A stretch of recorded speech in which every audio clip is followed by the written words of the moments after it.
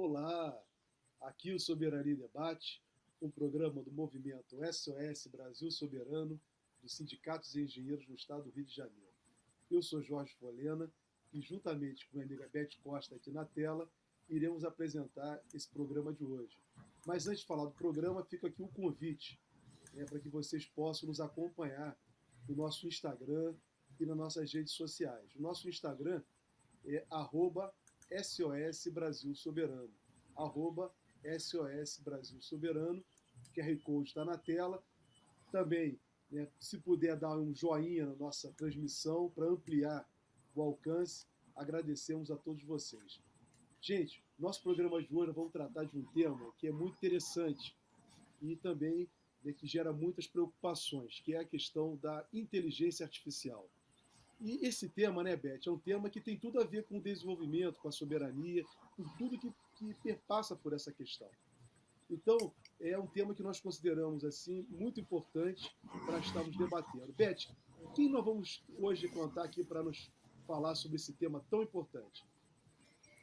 Bom, olá a todas e todos que nos acompanham, mais uma vez aqui no Soberania em Debate. Nós hoje temos o prazer de contar com a participação do professor Juliano Maurício de Carvalho, ou Juliano Carvalho, simplesmente. Olá, Juliano, professor Juliano, muito obrigada aí por ter aceitado o nosso convite para um assunto que tem despertado o interesse e a preocupação de muitos e muitas, né? Então, hoje nós vamos conversar, tentar destrinchar o máximo que a gente puder desse assunto com a ajuda, vocês vão ver que ele tem tudo para nos ajudar aqui. O Juliano é doutor em comunicação pela Unesp, a Universidade Estadual Paulista, mestre em Ciência Política pela Unicamp, Universidade Estadual de Campinas, e bacharel em Jornalismo pela Pontifícia Universidade Católica de Campinas. É vice-coordenador do curso de doutorado do Programa de Pós-Graduação em Mídia e Tecnologia da Unesp. Tem pós-doutorado pela Universidade de Sevilha e Universidade Carlos III de Madrid, ambos na Espanha, com artigos, capítulos de livros e trabalhos científicos nas áreas de jornalismo, inovação, políticas e economia de comunicação e cultura, gestão da informação e criatividade. Ele foi diretor de Relações Institucionais do Fórum Nacional de Professores de Jornalismo e diretor de comunicação da União Latina de Economia Política da Informação, Comunicação e Cultura. Obrigada.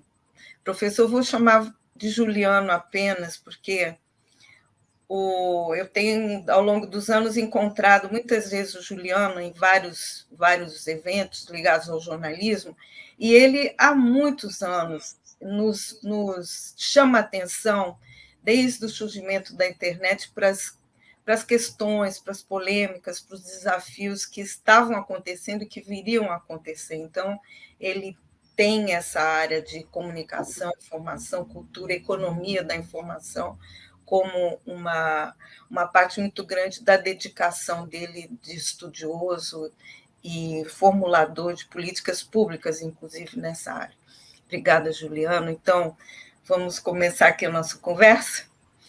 Então, Juliano, todo mundo está falando hoje essa preocupação sobre a inteligência artificial. Então, a ideia, antes da gente problematizar, eu queria que você pudesse dizer o que é inteligência artificial e como ela já mudou e continua mudando a vida das pessoas, que ela não é algo estratosférico, ela está no cotidiano, no dia a dia das pessoas já. Olá, Beth, olá, Jorge, olá a todos que estão acompanhando o programa. É uma alegria estar aqui com vocês, agradeço imensamente o convite, sei da importância desse programa Soberania em Debate, do prestígio que tem e a reflexão crítica que vocês produzem. E é uma alegria poder dividir e conversar sobre esse tema. A inteligência artificial, de fato, tem sido uma das maiores agendas de temas que a mídia no mundo inteiro tem coberto, especialmente no último ano, a partir do surgimento do ChatGPT. Mas que é inteligência artificial? Eu acho que a gente tem que começar dizendo que não é nem uma inteligência tão pouco artificial, né, como vários pesquisadores têm dito. Mas o mais importante é dizer que é uma programação dentro da área da computação que existe desde a década de 50. Não é algo novo. O que nós estamos experimentando nesse momento é apenas uma evolução. Essa evolução começa de maneira mais incisiva a partir de 2017, com as inteligências generativas, a gente pode até conversar sobre isso depois, e a melhor face disso, que está todo mundo conhecendo, é o ChatGPT, que surgiu em 2018, e agora, em 2023, o Bard do Google. Mas o que é inteligência artificial? Inteligência artificial está no nosso cotidiano há muito tempo.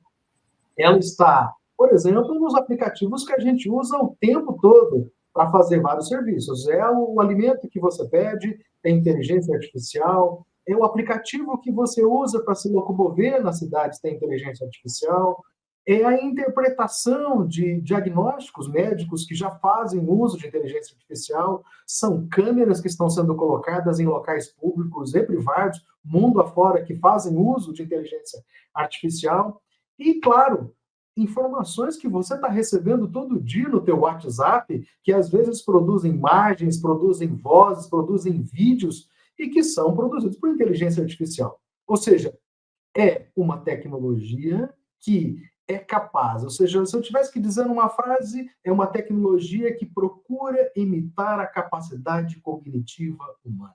Ou seja, uma tecnologia com a qual a gente consegue dialogar, interagir, e ela tem uma aparência de que respondesse como um humano. E essa modificação que as inteligências generativas estão trazendo, obviamente, estão revolucionando muitos setores, né, na economia, na cultura, na sociabilidade, no dia a dia das pessoas. E claro, né, Beth, Jorge, isso traz benefícios, mas também traz muitos riscos. Juliano, olha, você tocou aí na questão do risco. Eu acho que é esse o ponto que quem está nos acompanhando aqui deve estar muito aflito para saber qual é a questão, essas questões relacionadas ao risco como um todo. Mas antes, eu queria te colocar, saber de você, como está a questão da regulamentação da inteligência artificial. Já há projetos de lei no Brasil para tentar regulamentar essa ferramenta, no mundo inteiro se debate sobre isso, fala-se muito sobre direito autoral, mas eu queria saber de você como está hoje, né, o encaminhamento no Brasil para essa regulamentação. E depois disso, nós podemos, logo em seguida, com a Beth, né, falarmos sobre exatamente os perigos. Por favor, Juliana. Muito bem. Jorge, o tema da regulação, da IA, está um pouco também nessa esteira da transformação digital que a gente está vendo no mundo inteiro, que vem desde a internet já há algumas décadas, que passa pelo papel que as big techs estão desenvolvendo. Eu acho que a gente viveu isso na mídia de um modo geral, a digitalização da radiodifusão, vivemos isso com a internet. Eu acho que quando chegam as mídias sociais, isso também ganha um outro patamar. E na esteira dessas mudanças, que significam a transformação digital, nós estamos experimentando uma coisa que é transversal a todas essas plataformas e tecnologias, que é a inteligência artificial. Só que ela tem um requisito muito poderoso, porque uma coisa é você apenas recepcionar um conteúdo, ligar a sua televisão, trocar de canal, entrar num site na internet, interagir. O problema é quando você tem uma mediação desse conteúdo, dessas relações feitas, vamos usar uma expressão aqui, um ente mítico, que é para muita gente, que é uma inteligência que não é mítico nada, obviamente está pensada a partir de plataformas digitais de programação de computador, desenvolvido dessa maneira, que é a inteligência artificial. Olhar para isso e olhar a regulação disso é um desafio, porque isso afeta muitos direitos. Então, vamos lá. A Comunidade Econômica Europeia já vinha debatendo isso há uns 5 anos, acabou de soltar, aos 2 meses, a sua regulação. O governo americano também já colocou os critérios que devem regular isso, a China soltou a sua regulação, o Reino Unido está muito preocupado com isso, ou seja, nós temos uma manifestação formal da Unesco com relação a essa regulação, acabamos de ver a Academia Brasileira de Ciências soltar uma manifestação sobre isso, essa semana a Central Única dos Trabalhadores soltou um documento tratando disso, ou seja, a sociedade está conversando sobre isso. E me parece que um aspecto muito comum em todos esses o Estado precisa ter uma voz sobre esse assunto. E quando o Estado tem uma voz sobre esse assunto, é quando ele vai regular. Então, vamos olhar a fotografia brasileira, o que está acontecendo no Congresso Nacional nesse momento com relação a isso. Nós tivemos já alguns projetos, inclusive, que passaram pela Câmara. Tem 2, 3 projetos tramitando na Câmara dos Deputados. Mas, no começo do ano passado, o senador Rodrigo Pacheco, que é o presidente do Congresso, do Senado Federal, constituiu uma comissão de especialistas que se debruçou sobre esse tema ao longo do ano de 22, produziu um relatório importantíssimo a partir de várias audiências com especialistas nacionais e internacionais sobre os mais variados aspectos da inteligência artificial, produziu um relatório de 800 páginas e isso redundou num substitutivo do senador Rodrigo Pacheco, apresentado agora no começo deste ano, tratando dessa temática. Então, eu queria me deter mais ao projeto do senador Rodrigo Pacheco, porque nos parece que é o ponto de partida mais maduro, porque tem um maior espelhamento, inclusive, com a política europeia, tem um maior espelhamento com o que está sendo discutido em âmbito dos organismos multilaterais no mundo inteiro sobre a temática da inteligência artificial. A gente poderia conversar umas 2 horas sobre todos os aspectos que envolvem regulação, e eu vou passar por aqueles que eu acho que são os mais importantes. Então, a primeira coisa é entender que nós temos que ter uma regulação que faça uma regulação por direitos.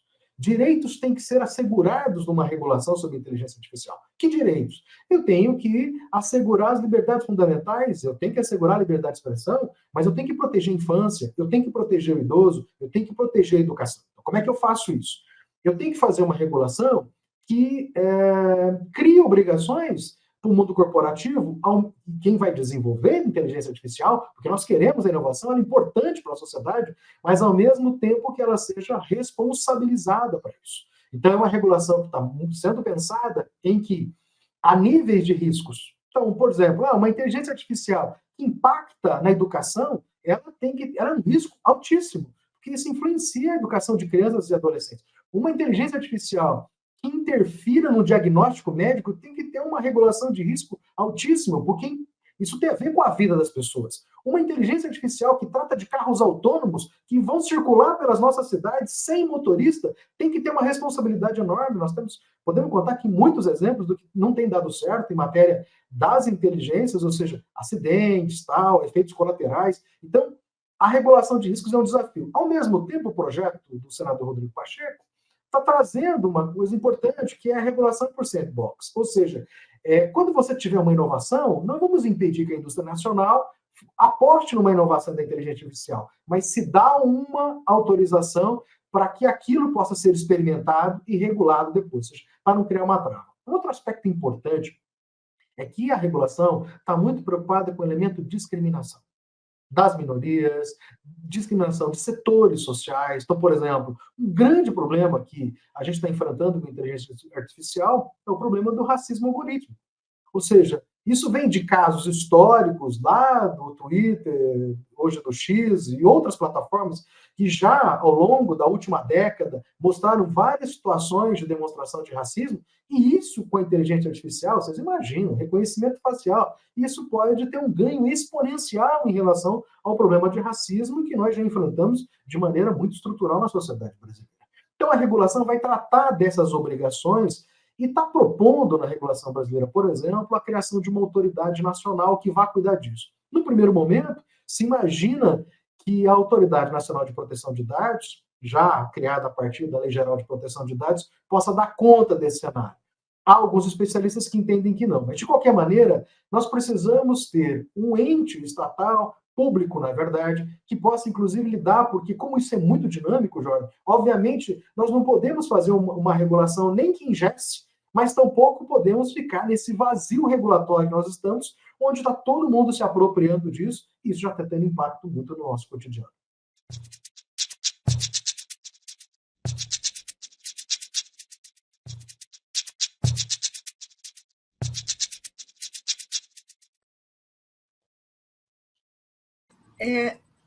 Juliano, a gente tem tratado da questão do poder econômico das grandes plataformas, né? Que elas têm, são o novo grande monopólio da informação e não está aqui no Brasil, tem sede em outros países, em outros lugares, e que interfere num tema que a gente trata aqui, que é a questão da soberania, né? A soberania das nações, a questão da desinformação que circula, que os algoritmos acabam sendo programados para coletar, inclusive, as informações.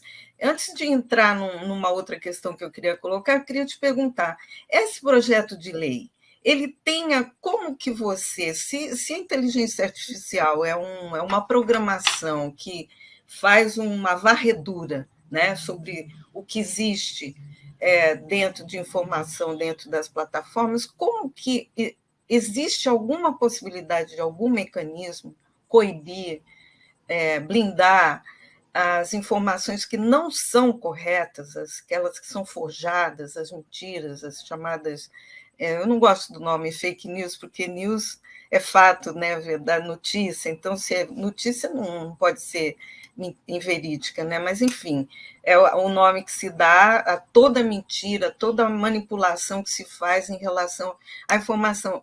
Esse projeto de lei, ele tem mecanismos que possam coibir esse tipo de risco, de perigo?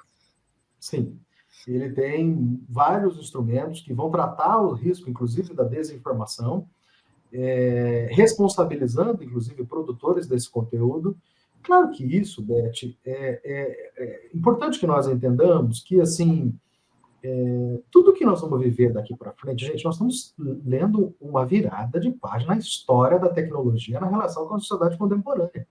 Esse dado é um dado muito importante. Nós não estamos tratando da evolução do novo aparelho celular bacana para a tela. Nós não estamos falando assim, de uma televisão que tem uma imagem mais bonita, de uma velocidade de internet, eu vou lá e pesquiso alguma coisa, ou de uma mídia social que aparece um like. O que nós não estamos experimentando a partir desse período e o que se apresenta, que virá à frente, é uma transformação de uma mudança enorme nas nossas vidas.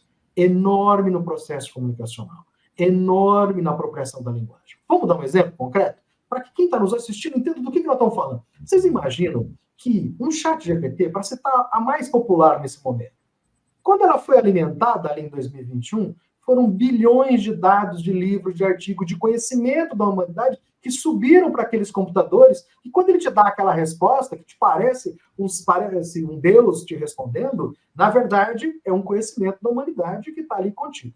É verdade que nessas respostas, todo mundo que está nos assistindo deve estar dizendo o seguinte, Juliano, eu já vi várias vezes o ChatGPT alucinar, esse é o nome que a área usa, que é dar aquelas respostas, que é inventar respostas, e que vai muito nesse universo, Beth, que você está trazendo.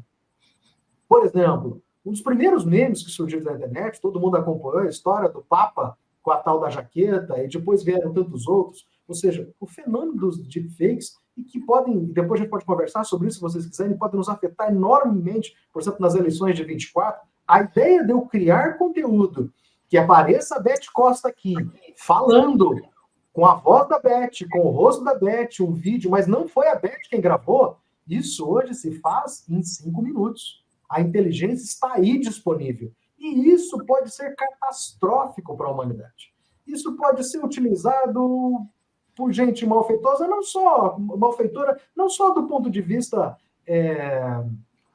político, mas alguém que queira prejudicar a sua família, o seu patrimônio, etc. Então, o que nós estamos olhando dos direitos que vão ser afetados, que já estão sendo afetados, a gente acabou de ver aí no Rio de Janeiro, a coisa de uns 15, 20 dias, a história do colégio, do deepfake com relação a imagens que expôs adolescentes. Ou seja, isso tudo vai ganhando escala dia após dia. Então, a regulação está tratando disso e vai responsabilizar isso. Isso é uma coisa importante. Mas o que eu quero chamar a atenção é que, em 2 aspectos aqui, que nós temos que olhar de maneira muito madura, e isso tem a ver com a nossa soberania. Não adianta eu preparar o Estado para dizer sim ou não para uma regra se eu não empodero ou preparo a sociedade. Vou falar de uma maneira mais simples. Existe uma expressão, tanto no texto legal quanto no mundo da informática sobre inteligência artificial, que se chama explicabilidade, que se chama literacia digital. O que significa dizer? Eu preciso saber como é que o programador daquela inteligência artificial, como é que ele programou o algoritmo para me dar a resposta? Como é que ele explica quando eu pergunto? Do mesmo lado de cá, eu preciso preparar uma sociedade a saber como perguntar, como discernir e como aproveitar. Ou seja, se nós tínhamos uma tarefa hercúlea com a educação, com os modelos educacionais com mídias sociais, a inteligência artificial vai colocar isso exponencialmente. Por quê? Não é porque eu vou ter tão somente um aluno que conheça ou não ou desconheça o conteúdo. Aí estão vendo a produção colocando aí o meme do Papa Bento que circulou, dizendo para a nossa audiência, né, para a audiência, de que isso aí foi produzido por inteligência artificial. Em nenhum momento, eu creio, que o Papa tenha vestido essa jaqueta e tenha posado para essa foto. E isso se faz com tudo que você puder imaginar. Então, eu acho que você tem essa responsabilidade. Uma que diz respeito fortemente a preparar a sociedade. E uma outra, uma conversa franca e objetiva com todas essas mulheres e homens que são desenvolvedores de algoritmos para essas inteligências. Nós temos uma responsabilidade enorme nas linhas de programação. Estes profissionais, que em larga medida hoje não estão sediados em território nacional, e essa é uma conversa sobre soberania que nós vamos ter que ter. Ou seja, como é que essas bases de dados estão sendo alimentadas? Tem livros brasileiros, a música popular está lá, o conhecimento arquitetônico do país está lá, a nossa sabedoria popular vai ser incorporada, ou nós vamos, aspas, evangelizar uma nova sociedade a partir de uma cultura que está sendo pensada nesses grandes computadores, onde estão esses conteúdos em outros lugares do mundo. Então, acho que isso tudo está colocado na mesa como um desafio para nós. Juliano, olha, o tema é inquietante. O tema é muito, muito inquietante. E aí vem, você está colocando essas questões todas da regulamentação, colocou agora um outro problema, que é uma questão ética. Ética por parte de quem está produzindo e também, né, até então nós não temos visto, né, no caminhar da humanidade, ética por parte de quem concentra o capital, os detentores do capital. Eles só querem explorar, explorar, explorar. Dentro desse debate da regulamentação, ouvindo você, a sua explicação, que é muito boa, me veio à mente duas coisas. Depois um encaminhamento que eu vou fazer para você. Que é exatamente essa questão, a necessidade de se regulamentar isso, mas, por outro lado, há todo um discurso na sociedade universal, particularmente aqui no Brasil, de uma liberalização geral, não intervenção do Estado nas atividades econômicas. E aí eu te coloco esse problema, né? Como nós vamos enfrentar isso numa sociedade em que está sendo programada para cada vez mais não se regulamentar? E como fica também, Juliano, essa é a grande preocupação, né, a reposição dos postos de trabalho. Isso é o mais dramático. Eu acho que esse é o medo. A inteligência artificial vai tirar o emprego das pessoas? E qual será o papel do Estado diante desse grave problema social e econômico? Jorge, baita desafio te responder as duas questões. Bom, eu acho que é bastante conhecido na sociedade brasileira que a gente tem uma sociedade bastante dividida, se a gente olhar para os pleitos eleitorais últimos, e isso, em larga medida, mostra, obviamente, não só, às vezes, visões de mundo bastante extremadas, mas mostram compreensões sobre o tamanho do Estado, sobre o papel do Estado, sobre o grau de autonomia da iniciativa privada, o que o pensamento liberal deve levar para lá ou para cá. O fato é muito objetivo. Assim, sempre que eu vejo alguém fazendo um discurso, libera geral, eu tenho sempre a seguinte noção. Todo mundo defende uma liberação geral até que você não seja prejudicado economicamente. Até que a sua família não seja prejudicada do ponto de vista daquilo que foi produzido. Aí você vai pedir a intervenção do Estado. Então, eu acho que assim, a regulação, ou vamos usar a palavra mais tradicional na literatura constitucional brasileira, o Estado Democrático de Direito não é simplesmente o melhor modelo que nós encontramos no aparato constitucional em 88. É fundamentalmente a melhor Constituição. E eu não sou, para usar a literatura do Humberto Eco, nem apocalíptico, nem integrado. Eu não sou deslumbrado com a tecnologia, mas sou um pesquisador, um cidadão consciente de que ela está tanto no nosso cotidiano que tem um caminhão de atividades do dia a dia que ela vai começar a automatizar cada vez mais. Por exemplo, eu estou assistindo aí todo o mercado de caixas conectadas e de caixas inteligentes dizendo que na virada de 24 vão trazer inteligências generativas e isso vem para os dispositivos móveis, celulares, etc. Ou seja, isso vai criando um grau de autonomia e aí a pergunta simples é: Outro dia eu ouvia, conversava com profissionais, por exemplo, do jornalismo, e dizia assim, não é que vai demitir a redação, mas você tem que entender o seguinte, onde você tem 2 estagiários e mais um profissional, você vai ficar com o estagiário e um profissional, ou você vai ficar só com o profissional ou com o estagiário, porque a inteligência artificial vai fazer uma parte. Ou seja, ela te traz lá uma série de informações, você faz uma edição final. Então, tem muitos processos que já estão sendo impactados. E assim, eu acho que, quando a gente entra na questão econômica, Jorge, eu acho que a gente tem que se fazer uma pergunta muito importante sobre o mundo do trabalho. Né? E eu acho que tem uma pergunta, inclusive, que é muito anterior, e eu tenho sempre chamado a atenção para isso, que é, a sociedade, já há muito tempo, eu acho que a pandemia, o período pandêmico só ajudou a agudizar isso, tem tornado as pessoas altamente insensíveis à internalização que as tecnologias, e entre elas a inteligência artificial, têm feito no seu cotidiano, de maneira a não perceber os processos e as contradições do trabalho. Vou usar uma expressão, uma fala mais simples para dizer o que eu estou querendo dizer. A comida que chega na tua casa por um aplicativo entregue por um mototaxista, por um trabalhador, que é guiado numa plataforma que tem uma inteligência artificial, que tem um trabalho precarizado fazendo aquilo, sob condições, às vezes, desumanas, não acontece simplesmente porque o teu celular é moderno e porque você tem uma conta e paga pelo cartão de crédito.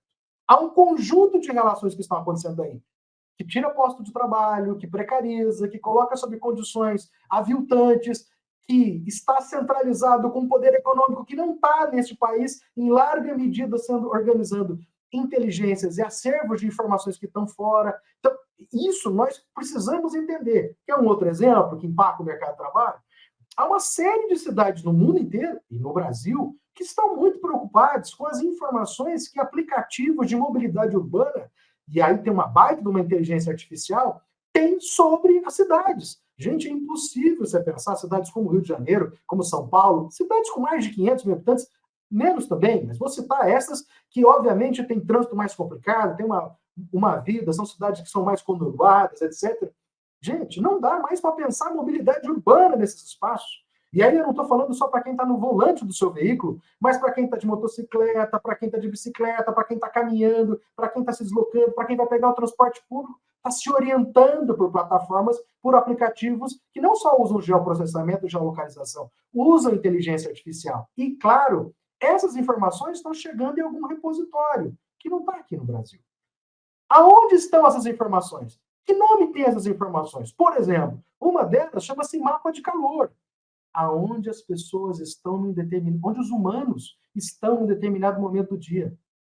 E essas informações têm valor para tudo. Para planejamento urbano, para investimentos públicos, para oferecimento de serviços públicos, aparelhos estatais de saúde, entretenimento, etc, etc. Ou seja, essas informações não são só informações quando você liga aquilo no teu celular e conecta na internet e sai com o seu carro.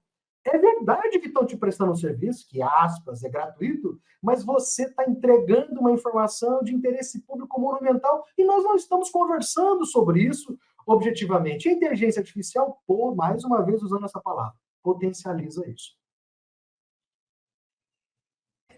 Você, antes da gente continuar nessa questão que é muito sensível, eu queria te perguntar o seguinte: o que é a inteligência generativa que você falou que seria algo que seria mais impactante ainda do que o estágio que nós estamos vivendo? Na verdade, uma coisa é você ter uma inteligência anterior. Vamos pensar assim, o jeito mais fácil de todo mundo entender assim, o que a gente tinha no Google até então? Você botava uma palavra lá, ela jogava alguns sites, alguns endereços, então tinha um nível de probabilidade do resultado a partir daquilo que você tinha armazenado ali, ok? Ocorre que o nível probabilístico disso nas inteligências generativas, isso tem toda uma explicação, mais do campo do desenvolvimento, da computação, aí eu acho que a gente entraria num jargão mais que talvez não ajudaria, mas o que significa dizer que agora você tem uma apropriação da linguagem em que o grau de probabilidade é tão sofisticado, ou seja, é como se a inteligência artificial anterior fizesse uma quantidade X de cálculos e essa faz 100 vezes mais. E a próxima vai fazer 1 milhão de probabilidades. Por isso que quando você explica assim, ChatGPT, Bard ou qualquer uma dessas, me explica, vai chover? Eu tenho 3 ovos na geladeira, brincadeira que a moçada está fazendo hoje em dia. Eu tenho tais coisas na minha geladeira, ovos, assim, isso, um tempero, não sei o quê. Me diga quais as receitas, me mostra o vídeo, me fala o passo a passo, me fala qual o cardápio eu posso fazer com menos calorias. Ou seja, por que ela dá aquela resposta, aspas, tão natural? Que imita tanto a condição humana? Porque esse generativo cria essa possibilidade de interconexões com milhões de probabilidades, a partir de um grande acervo. E aqui um detalhe importante, Beth, que é, lembre-se, nós estamos fazendo isso desde que o mundo é mundo nas mídias sociais. O tempo todo nós estamos entregando informações para os sistemas, ok? E agora com a inteligência artificial, ainda de maneira mais sofisticada, porque quando você faz uma pergunta e ela responde uma alucinação, portanto uma informação incorreta, e você diz, não, o correto não é isso, e ela escreve para você, me desculpe, o que você acabou de fazer naquele momento? Acrescenta aí no seu banco de dados a informação correta. Nós estamos prestando um serviço para esses grandes conglomerados empresariais, hoje a OpenAI, ou OpenAI, como queiram, ou seja, que é a proprietária do ChatGPT, há de se observar todo o cataclismo que foi a saída e a volta do Sam Altman, o CEO, há uma semana da empresa, é um dos maiores tesouros de empresas de tecnologia nos Estados Unidos. Fundamentalmente por quê? Por uma coisa que a gente já falava há mais de 20 anos com a história do Google, que era o lugar da riqueza há muito tempo se deslocou, né, de estruturas absolutamente físicas, a casa, o prédio, o carro, ou seja, o conhecimento, né, esse é o problema da sociedade da informação, do conhecimento, enfim, o conhecimento mudou de lugar e passou a ter uma valoração. Agora, ele é muito mais importante, a regulação das Big Techs no Brasil está tratando muito sobre isso, ou seja, ele é muito mais poderoso porque a sociedade está a cada milésimo de segundo alimentando com uma outra informação e, fundamentalmente, com informações sobre a gente, sobre o nosso perfil, sobre o nosso comportamento, sobre os nossos gostos, óbvio, perfil de consumo. E, mais uma vez, a inteligência artificial vai se apropriando disso, porque uma coisa é você dizer, eu gosto de sorvete, e ela responder para você, ok, e você dizer, não, eu gosto de sorvete. Você dizer, mas de qual sorvete você gosta? Olha, as pessoas costumam gostar mais de sorvete de morango, de baunilha. A hora que você constrói esse nível de interação que essa inteligência generativa produz, você também produz um outro ecossistema de informação e que, assim, ninguém conhecerá melhor a Beth e o Jorge do que a inteligência que vai interagir. Inclusive, gente, na versão mais recente do ChatGPT, paga, você já pode criar o seu próprio ChatGPT com matérias, com informações, com coisas que você queira. Nós estamos indo para um nível de personalização assustador. Rapaz. Juliano, olha, realmente você está aí nos ajudando a esclarecer. Eu estou aprendendo um montão de coisa com você. Tem uma pergunta aqui, vamos voltar para a regulamentação, mas uma pergunta da nossa internauta, da Norma Serra, que ela pergunta o seguinte, olha, sendo o campo tão vasto, por onde devemos começar a regulamentar? Olha, eu entendo, Jorge, que assim, eu acho que temos muitos pilares. É muito difícil que nós ataquemos numa frente e não em outra, né? Eu acho que, assim, primeiro, a gente tem que ter uma compreensão que o problema, ele é global. Então, acho muito importante que nós entendamos que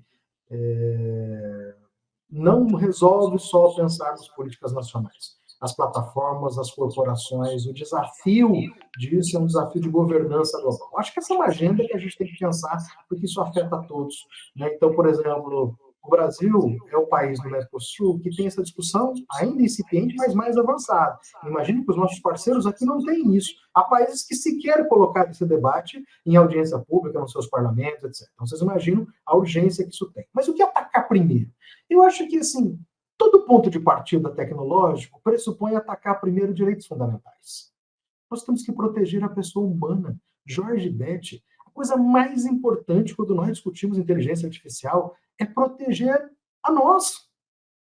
É proteger a nossa fala, o que a gente sente, o que a gente acredita, como a gente se relaciona. Só faz sentido haver desenvolvimento tecnológico se ele coloca a qualidade de vida humana num outro patamar. E esse é além, e não a quem. Ou seja, só faz sentido regular por direitos fundamentais se ele coloca a inteligência artificial no sentido de dar condições equânimes, isonômicas aos cidadãos brasileiros. Porque se eu crio uma inteligência, como está fazendo agora o ChatGPT, quem pode pagar, paga R$100 por mês e tem acesso a serviço. Quem não pode, fica com outra versão. E quando isso começar a ser cobrado? Isso tiver impacto no processo educacional, na saúde, numa série de serviços. Que resposta nós vamos dar? Nós vamos ampliar o abismo, o fosso da dívida digital que nós já temos num país como o nosso, que tem gente que até hoje não tem conexão com a internet, ou gente que até hoje não tem preparo, literacia, alfabetização para fazer uso das coisas fundamentais do uso da internet. Então, portanto, assim, tem uma conversa grande e ela tem que partir, Jorge, do ponto de vista da regulação sobre direitos. Sabe, a questão da discriminação é enorme. E, como eu disse há pouco, tem um potencial assustador de ampliar o processo de discriminação. Gênero, raça, comunidade LGBTQIA+, etc, etc, etc. Por quê? Porque você vai alimentar com esses pensamentos, com esses grupos que têm essas visões equivocadas. Então, assim, isso, se você não atacar a regulação e dizer assim, tem que ser responsabilizado quem faz uso disso com essa finalidade, quem distribui esse tipo de informação. Eu acho que a gente tem uma perda enorme. Eu não disse nenhuma vez aqui essa palavra, mas vou dizer pela primeira vez. Se nós já tínhamos um problema sério com democracia, nós vamos ter um problema muito maior com a democracia. Porque, lembremos-nos, democracia só para em pé, entre outras coisas, quando eu tenho acesso à informação. E quando essa informação é uma informação de qualidade. A informação de qualidade chega para o cidadão sempre de duas formas. Chega primeiro pela informação que educa, chega depois pela informação do jornalismo, da mídia, que te posiciona sobre o cotidiano. Se esses dois instrumentos estiverem atravessados por uma outra tecnologia, por uma outra informação em que o Estado não tem a menor condição de lidar com essa informação, nós vamos começar a colocar em risco, porque eu vou produzir uma visão sobre a democracia que pode impactar e vai minando lentamente aquilo que a gente compreende, o que a gente percebe do que é o mundo que nos cerca.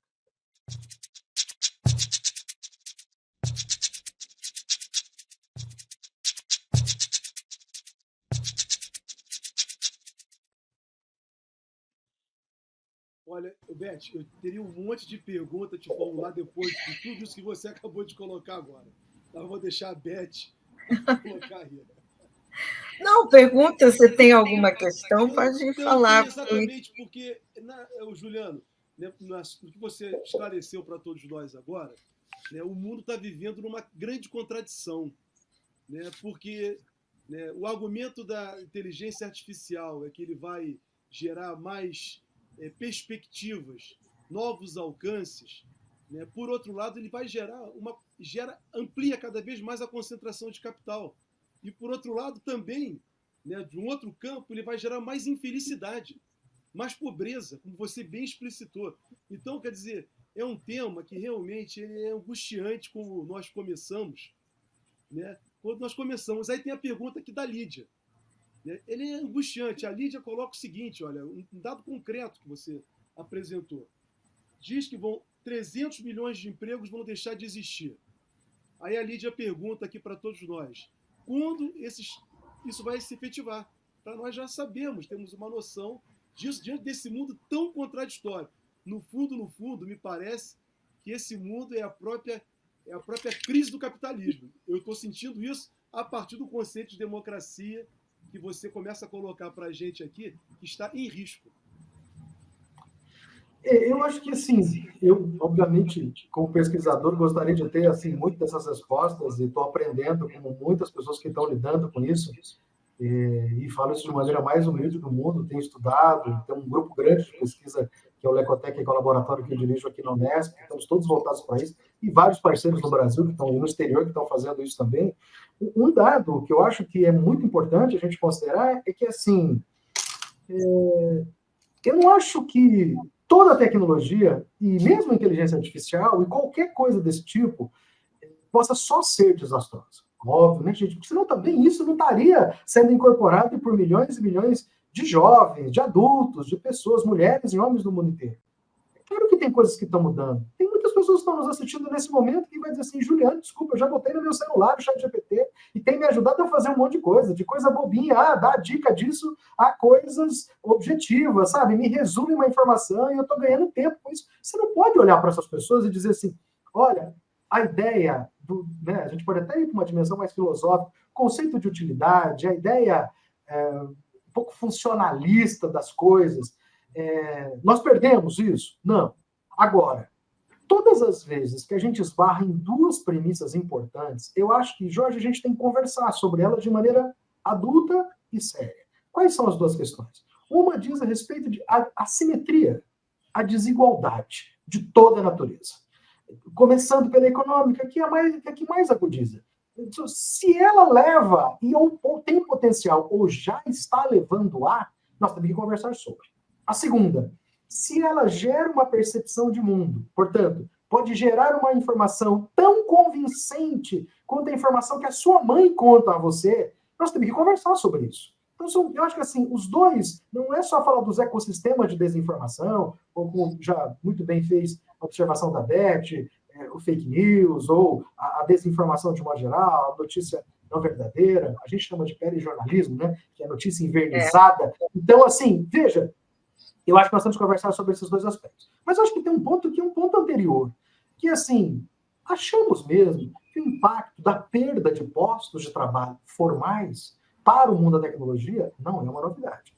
Eu sempre repito, quando eu tenho chance de falar um pouco sobre, espero que os meus colegas do movimento dos bancários me corrijam se eu estiver errado, mas uma das frases mais conhecidas das pesquisas sobre o mundo do trabalho é o tamanho que era a categoria dos bancários no início dos anos 90, em torno dos 700, 800 mil trabalhadores, e o tamanho que eles são hoje, em torno de uns 60, 70 mil, dizem os números. Eu posso estar equivocado, mas essa é a informação que eu tenho, mas que não sejam essas proporções exatamente, mas isso mostra uma coisa assim, você vê postos desaparecer, e esses ainda que restaram, eu ousaria dizer que 60% deles originários ainda de profissionais da área de tecnologia. Ou seja, por que isso aconteceu?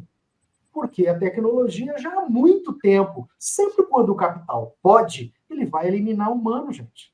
Nós não podemos ter essa ilusão. E não é aqui fazendo um discurso raivoso contra as pessoas, a gestão que as corporações fazem. É uma questão objetiva.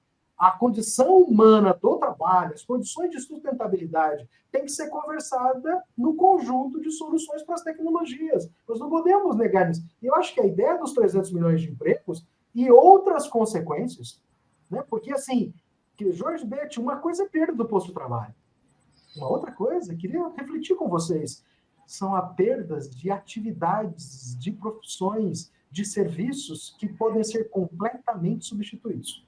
Aí tem o povo mais empolgado que vai dizer assim, Juliano, mas tem funções que vão aparecer. Por exemplo, hoje, um dos profissionais mais procurados no mundo da tecnologia são os profissionais que façam perguntas para as inteligências artificiais. Pagam-se salários estratosféricos. Por que fazer pergunta, Juliano? Ué, porque se a inteligência tem que dar a melhor resposta, e esse é o valor econômico dela, não só o valor instrucional, é verdade que para ela dar a melhor resposta, você tem que saber fazer a melhor pergunta. E, às vezes, a melhor pergunta não é o que nós estamos fazendo. Então, eles precisam de profissionais muito bem preparados para fazer as... Nós estamos nessa fase. Hoje, carecem de profissionais. Tem um mercado para isso. Então, existem outros mercados que estão surgindo para o desenvolvimento dessas inteligências. É verdade. Mas é sempre muito desproporcional, gente. Ou seja, eu não ousaria, acho que tem pesquisadores no mundo do trabalho que entendem melhor do que isso, mas eu ousaria dizer que a cada uma vaga gerada com a inteligência artificial, umas 4 vão desaparecer no mundo tradicional do trabalho, e hoje a gente tem que conversar sobre isso. Juliano, seguindo nessa frente que você abriu, não é possível também, num projeto de país de médio e longo prazo, você começar a se preparar para investir em novas tecnologias, investir em formação, em capacitação, valorizar os cientistas que a gente já tem, para que eles não troquem o Brasil por um outro país qualquer que pague mais para eles pelo conhecimento que eles acumularam à custa, às vezes, de políticas públicas, né? Universidade pública, pós-graduação, bolsas de pesquisa, que a gente não possa abrir do meu jeito que postos de trabalho desaparecem, não há possibilidade de você investir para abrir novos campos para a tecnologia nacional, para a mão de obra, como você falou, não fazedor de perguntas, mas a gente não pode ter um chat GPT brasileiro, por exemplo? Beth, não só podemos, como temos todas as condições para isso. Eu acho que o manifesto da Academia Brasileira de Ciências com relação à inteligência artificial toca em dois aspectos. Reforçam isso. Acho que a gente tem que dizer isso politicamente, porque essa frase vai muito ao encontro do que você acabou de dizer. Argumento 1. Recomendamos, vou dar aspas, porque assim está aspas no manifesto da Academia Brasileira de Ciências. Recomendamos para o avanço da inteligência artificial, e aqui está o detalhe, no Brasil. No Brasil significa dizer, a ABC fez uma série de críticas à dependência tecnológica do exterior, ao investimento que tem que ser feito em ciência e tecnologia no Brasil, porque nós temos uma expertise, uma competência, inclusive na área de inteligência artificial, extraordinária. Nós estamos vendendo isso.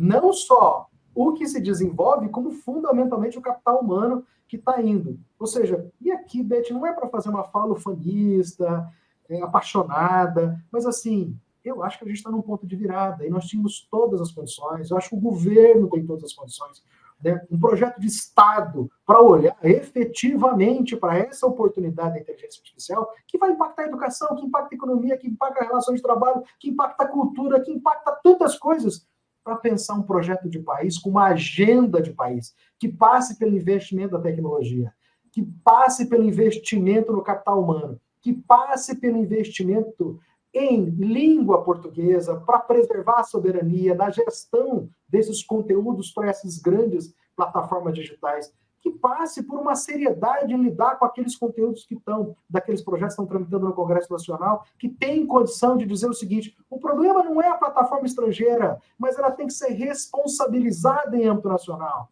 Ela tem que pagar royalties no país, ela tem que remunerar os profissionais que estão em âmbito nacional. Ou seja, o espírito é que nós temos condições, e isso é uma questão política, isso é uma questão de agenda de Estado, eu não dizia nem deste governo tão somente. Se nós não fizermos isso nesse momento, e assumirmos uma posição tacanha, que é, olha, vamos só dar algumas responsabilidades para quem está vendendo ou desenvolvendo a inteligência e vamos garantir alguns direitos e você vai ser responsabilizado se você divulgar uma informação incorreta, isso é se apequenar diante de um projeto estratégico que pode estar na agenda nos próximos 10 anos. Eu acho que balizamento e condições para fazer isso nós temos suficientemente em solo nacional. Juliano, olha, você colocou questões aqui tão importantes, sabe? É como você disse, daria para nós ficarmos horas aqui tratando desse tema, que é um tema importantíssimo, é um tema que tem que ser tratado realmente com muita maturidade, né? Porque é uma realidade que se apresenta para o mundo, né? Para todos nós, né? Nas nossas vidas, informações nossas que são coletadas, né? Que vai para alguém, é o nosso dia a dia, é o nosso trabalho, é a nossa vida, então realmente é algo que interfere diretamente em nossas vidas. Nós só temos que te agradecer, né, por esse programa. Acho que nós deveríamos fazer um outro programa contigo, sabe, Juliano, para desenvolver, porque é algo novo para todos nós, com toda sinceridade, sabe, Beth? Porque realmente eu vejo aqui pelas perguntas que foram formuladas, por nós mesmos, né, diante da angústia que esse tema traz. Não, é que antes a gente gosta sempre de terminar o nosso programa. Eu sei que você vai passar agora, para as considerações finais. Eu ia fazer exatamente isso. Eu estava aqui colocando para o Juliano, agradecendo a ele. Não, é que eu queria agregar o seguinte, que nas suas considerações você pudesse apontar para saídas, possibilidades da gente... Uma coisa que você já falou, né, da questão nacional, do investimento do Estado nesse momento, mas se você tiver outras sugestões, outras propostas, eu acho, né, Jorge, a gente podia aproveitar as considerações. E eu queria agregar mais uma, não sei se vai dar tempo, diante do... né, está acabando, que é exatamente, Juliano, do drama que nós temos no país da questão da democracia. Esse é um tema muito difícil, nós estamos vendo aí um enfrentamento a toda hora com a extrema-direita, né, que ataca a todos, sem nenhum limite. Então, queria que você falasse também sobre isso nessas suas considerações finais, aí, além do que a Beth colocou. Que desafio enorme. Bom, eu, pelo lugar, quero agradecer a vocês pelo convite, de estar aqui no Soberania em Debate. Beth, Jorge, alegria, um prazer.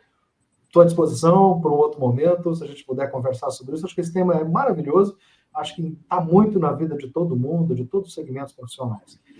Falando um pouco de futuro, de desafios que a gente tem pela frente, né? Eu acho que se nós conseguirmos com a inteligência artificial, barra essas tecnologias, plataformas, estancar as assimetrias e as desigualdades, nós já teríamos um legado enorme para as próximas gerações. E assimetrias? De racismo, de redução de postos de trabalho, de desinformação, de orientação equivocada sobre os mais variados assuntos. Acho que a gente já prestaria um enorme serviço. Ocorre que o conteúdo dessas inteligências, e isso que está em jogo, tem impacto para coisas muito mais sofisticadas. Por exemplo, a gente nem chegou a conversar aqui, por exemplo, que a inteligência artificial pode elevar o nível da preocupação com a estratégia de segurança nacional. Tem uma preocupação de segurança nacional com isso. Ou seja, hoje, a incorporação, inclusive, dessas tecnologias, inclusive em organizações públicas, estatais, governos, prefeituras, estados, isso tudo tem uma responsabilidade enorme, porque, sejamos sinceros, gente, hoje em dia o mundo se orienta enormemente pelo acesso e pela forma como essas informações estão sendo organizadas. Então, eu diria que, como desafio para o futuro, né, como um raciocínio final, que nós pensássemos o seguinte: 2024, nós vamos ter o maior teste da inteligência artificial. Não acho que o maior teste da inteligência artificial esteja só no ChatGPT, no Bard, na apropriação, na ética, no direito autoral, ou simplesmente nas automações que elas estão produzindo.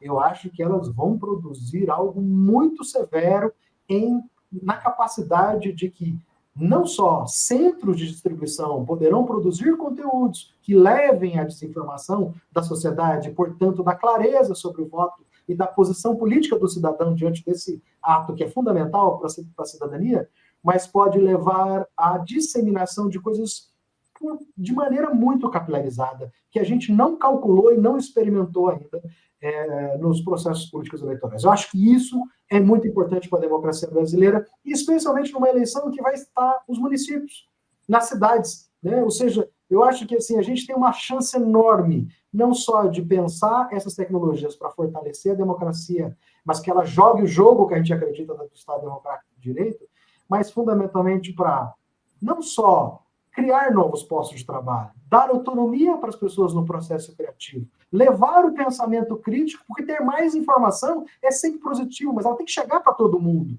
Preparar as novas gerações a entenderem essas tecnologias para fazer o melhor uso e não ser escravos digitais dessas novas tecnologias. Preparar o educador brasileiro, não adianta eu dizer que o professor do ensino fundamental e médio tem que conseguir dialogar com crianças e adolescentes que estão consumindo isso, se eu não preparar, se o Estado não agir rápido para instrumentalizar essas mulheres e homens que estão na ponta da educação brasileira. Ajudar a imprensa a valorizar a sua remuneração digna, porque o conteúdo jornalístico é o tempo todo apropriado nesses sistemas. Enfim, eu acho que tem uma agenda enorme e essa é a nossa esperança, que a tecnologia, assim, sabe, com todos os cenários difíceis, eu tenho uma baita esperança que a gente pode fazer isso, porque eu não acredito que ela nos substitui. Eu não acredito nessa ciência que a inteligência vai tomar o caminho, o rumo da história sozinha. Nós somos mulheres e homens, a história ainda é nossa. E a tecnologia tem que estar a serviço disso, nesse mundo que eu acredito. Muito obrigado pelo convite. Nós é que agradecemos, Juliana, sua fala final é realmente inspiradora, né, Jorge? Agradecemos demais a sua contribuição e vamos deixar aqui algo...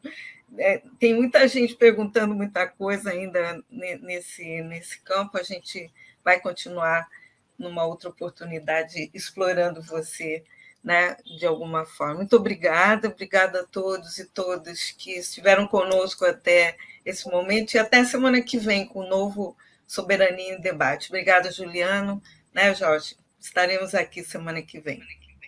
Tchau para todos. Tchau, pessoal. Todas. Obrigado. Tchau. Tchau, Ju.